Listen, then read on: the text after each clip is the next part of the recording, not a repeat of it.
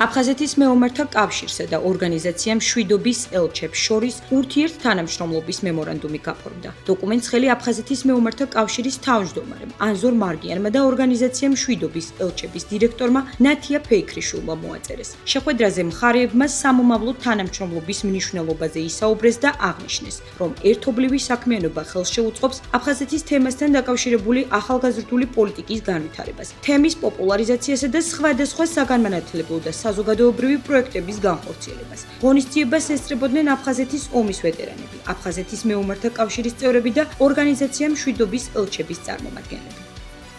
მშვიდობის ელჩები ბევრ რამეს აკეთებენ. დღეიდან მჭიდრო კავშირში ვიქცევით და მოხარული ვარ, რომ მობზადნენ და მემორანდუმი გავაფორმეთ. ვიმედოვნებთ, რომ ჩვენი თანამშრომლობა იქნება მჭიდრო და გაგრძელდება კიდევ მომავალში. ორგანიზაცია მშვიდობის ელჩებისთვის ძალზედ მნიშვნელოვანია დღევანდელი მემორანდუმი, რომელიც აფხაზეთის მეომართა კავშირთან გაფორმდა.